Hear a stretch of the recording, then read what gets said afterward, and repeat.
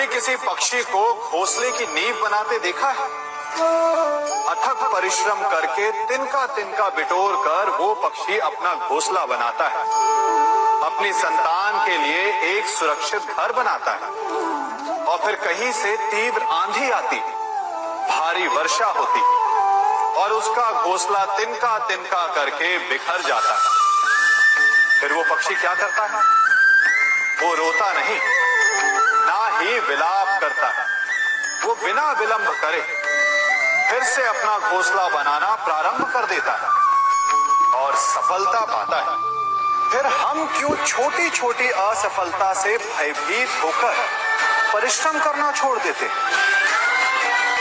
एक बात सदा स्मरण रखिएगा, हर वृक्ष कुल्हाड़ी की एक मार से नीचे नहीं गिरता, हर चट्टान घन के एक प्रहार से नहीं टूटती। सफलता पाने के लिए अनावरत परिश्रम करना ही मात्र एक मार्ग है। स्वीकारण, सत्य का स्वीकारण मनुष्य के लिए बहुत ही महत्वपूर्ण है।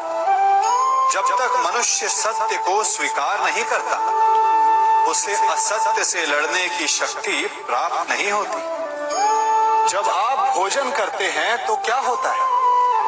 आपका पेट स्वीकारता है कि वो भर चुका है और आप भोजन करना बंद कर देते हैं। जब आपको निद्रा आती है तो क्या होता है? आपका मन स्वीकारता है कि आपका शरीर थक चुका है और उसे विश्राम की आवश्यकता है। उसी प्रकार जब आपको किसी व्यसन को रोकना हो तो आपको स्वीकारना पड़ता है कि बहुत हो चुका, चाहे वो लालच हो या मदिरापान। उस व्यसन का त्यागना तभी प्रारंभ होता है जब आप ये स्वीकार कर लेते हैं कि आप उस व्यसन के बंधक हैं।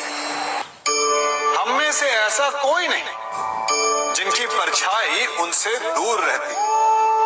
हमारी परछाई सदैव हमारे साथ रहती है। कदाचित हमारी परछाई हमारे कर्मों के फलों का संकेत है। कदाचित इसी कारण कई बार हमें अपनी परछाई से भय भी लगता है, परंतु इस भय से निवारण पाने का एक साधन अवश्य है। वो है सूर्य की ओर मुख करना या किसी प्रकाश के स्रोत की ओर मुख करना, क्योंकि तब हमें हमारी परछाई दिखाई नहीं देती। यदि इसे जीवन के संदर्भ में देखें तो ये प्रकाश का स्रोत शुभ कर्मों की चेतना है। यदि आपके मन में शुभ कर्म करने की इच्छा है तो आपको कभी भी अपने कर्मों के फल का भय नहीं होगा, क्योंकि यदि आपका मन शुद्ध होगा तो आपके कर्म शुद्ध होंगे और शुद्ध कर्मों का फल कभी अशुद्ध नहीं हो सकता। आज मैं आप सबको एक कथा सुनाता हूं। एक दिन प्रातः एक व्यापारी अपने घर से निकला। घर से निकलते ही एक बिल्ली ने उस व्यापारी का मार्ग काट दी। व्यापारी घबरा गया, वो फिर से घर लौट गया और शुभ घड़ी की प्रतीक्षा करने लगा।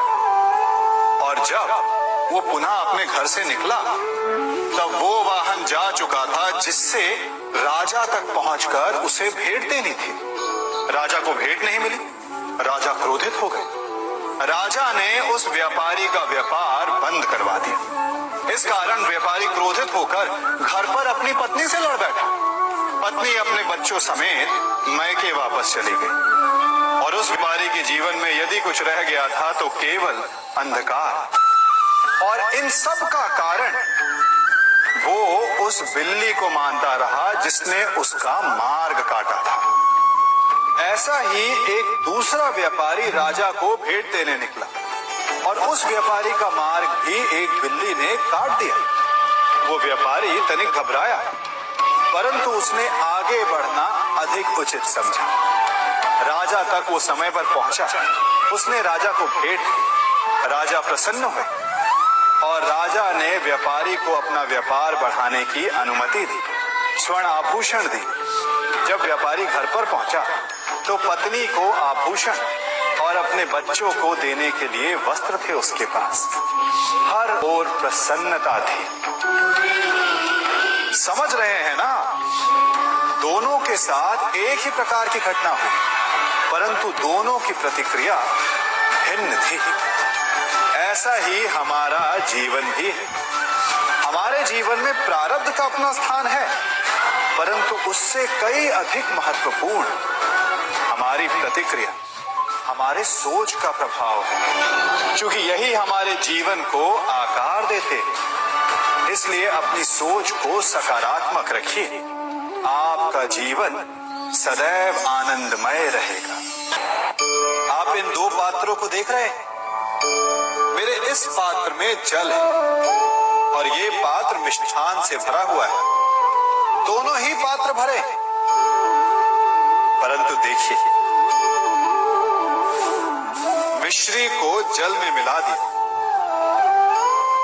जल ने मिश्री को अपना लिया, मिश्री ने अपना अस्तित्व खो दिया, परंतु जल को अभिमान है कि उसका अस्तित्व अभी भी बना हुआ है। परंतु जो इस जल को चखेगा उसे अवश्य पता चल जाएगा कि ये जल अब वो जल नहीं रहा, ये अब शरबत बन गया। हमारा त्याग, हमारे बलिदान भी ऐसे ही होते हैं। जो इस बात को अनुभव करते हैं वो समझ सकते हैं कि कैसे हमने समय की धारा को बदल दिया। जो बलिदान देते हैं उनका अस्तित्व कभी नष्ट नहीं होता, अपितु उनका बलिदान संसार में कुछ ना कुछ परिवर्तन अवश्य लाता है। हम सभी कभी ना कभी, कहीं ना कहीं अपने जीवन में यात्रा अवश्य करते हैं। हमारी यात्रा में कभी पक्के रास्ते आते हैं तो कभी कच्चे रास्ते। पक्के रास्ते मनुष्य बनाता है और कच्चे रास्ते जानते हैं कैसे बनते हैं? चलते चलते बन जाते हैं। जब लोग एक स्थान से जाते हैं तो पैरों के दबाव से नीचे की घास कुचल जाती है। बार बार उस मार्ग से जाने से धीरे धीरे मार्ग स्वतः ही बन जाता है। और यही जीवन है, यही नियति है। जब आपके जीवन में आपको मार्ग ना मिले तो रुकिए नहीं, आगे बढ़ते रहिए और आपके पैरों के दबाव से मार्ग स्वतः ही बन जाएगा। हम सभी अपने जीवन में सफलता चाहते हैं, है ना? उसके लिए हम रात दिन परिश्रम करते हैं, कड़ी मेहनत करते हैं, परंतु फिर भी असफल हो जाते हैं। परंतु ऐसा क्यों होता है? कभी सोचा आप सबने? क्योंकि सफलता पाने का मंत्र बड़ा कठिन नहीं, बड़ा सरल है। उचित विचार, उचित समय, उचित स्थान पर उचित प्रहार। जब आपके विचार, समय, स्थान और प्रहार यानी परिश्रम उचित है तो सफलता आप ही को मिलेगी। जिस प्रकार एक लोहार लोहे से कुछ बनाते समय उस लोहे के सही ताप तक के आने की प्रतीक्षा करता है और समय आने पर उचित स्थान पर पर्याप्त बल से प्रहार करता है और लोहा आकार ले लेता है, ठीक उसी प्रकार आपकी सफलता भी आकार लेती है। हम सभी को अपने जीवन में कभी ना कभी निराशा मिलती है, असफलता मिलती है और अधिकतर लोग इसके पश्चात भाग्य का रोना लेकर बैठ जाते हैं। कुछ कहते हैं कि जिस स्थान पर मैं हूं उससे कई ऊंचे स्थान पर होने के योग्य था, परंतु नहीं जा पाया। किसी को पीड़ा है कि उसे जो मिलना चाहिए था वो उसे नहीं मिला, भाग्य ही बुरा था। भाग्य क्या होता है? भाग्य वन में खिला पुष्प देवताओं को चढ़ाया जाएगा या किसी सुंदरी की वेणी में वो सजेगा या फिर उसे कुचल कर उत्पाद बना दिया जाएगा। ये सब एक पुष्प के नियंत्रण में नहीं होता, परंतु जब तक उस पुष्प का अस्तित्व है सुगंध बिखेरना उसके वश में अवश्य है। परंतु भाग्य हमारे वश में नहीं, और जो हमारे वश में नहीं उसके लिए दुखी होने से क्या होगा। कर्म पर वश है, वो कीजिए और धीरे धीरे भाग्य आपके वश में आ जाएगा, क्योंकि कर्म ही प्रधान है।